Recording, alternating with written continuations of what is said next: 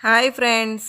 ఒక్క మాట గుండె లోతుల్లోకి ఒక చిన్న మాట గుణపంలా దిగిపోయే మాట ఒక్క చూపు చురుక్కుమని మనసుకు తగిలి కళ్ళు మూసుకున్నా వెంటాడే తట్టుకోలేని చూపు. ఓ మనిషి ప్రవర్తన జీవించుకోలేక ఈ మనిషేనా మన పట్ల ఇలా ప్రవర్తించింది అని ఎంత వద్దనుకున్నా ఆలోచనలు మళ్లించుకోలేని దైన్య స్థితి. అన్నీ తీసుకోండి, మనసుకు మనసారా బాధపడండి, కరువు తీర కన్నీళ్లు కార్చండి. మన మనసులో లోతుల్లో ఆ వేదనలో కొలతలు వేసుకోవడానికి, అన్యాయం అయిపోయామని, దగా పడ్డామని కుమిలిపోవడానికి ఆ బాధను వాడేసుకోండి. 5 అంటే 5 నిమిషాల్లో అంతా ముగిసిపోవాలి. ఆ 5 నిమిషాల తర్వాత బాధ అనేది ఉండకూడదు. ఎంత బాధపడతారో, ఎంత కృంగిపోతారో ఆ ఎక్స్‌ట్రీమ్ కూడా అనుభవించేయండి. గట్టిగా ఊపిరి పీల్చండి. ఇప్పుడు లోనికి వెళ్ళిన శ్వాస మాత్రమే ఉంది.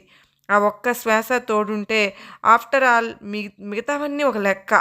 ఆ మాటలు లేవు, చూపులు లేవు, బిహేవియర్‌లు లేవు. ఉన్నదొక్కటే, అన్నీ చెరిపేసిన పలకలాంటి శుభ్రమైన మనసు, మనుషులు అంతే. ఉప్పు, కారము తింటారు, పానీపూరీలు, మిర్చి బజ్జీలు కూడా డబ్బు, దర్పము వెనకేస్తారు. ఈర్ష్య, అసూయలతో రగిలిపోతారు. కోపావేశములతో రగిలించేస్తారు. ఆ మాత్రానికైనా లైట్లన్నీ ఆర్పేసుకుని ఒక మూలన ఇరుక్కుపోయి బకెట్ల కొద్దీ కన్నీరు కార్చేస్తూ కుమిలిపోయేది మనుషులే కాదు, పరిస్థితులు. కొన్నిసార్లు పగబడతా ఉంటాయి. చూస్తూ ఉండడమే. ప్రేక్షకుల్లా వాటి టైం అయిపోగానే అన్నీ సర్దేసుకుంటాయి. ఎంత ఎమోషనలైజ్ అయితే అంత మనం డిస్టర్బ్ అవుతాం. ఇంకా పరిస్థితి దిగజారిపోతుంది.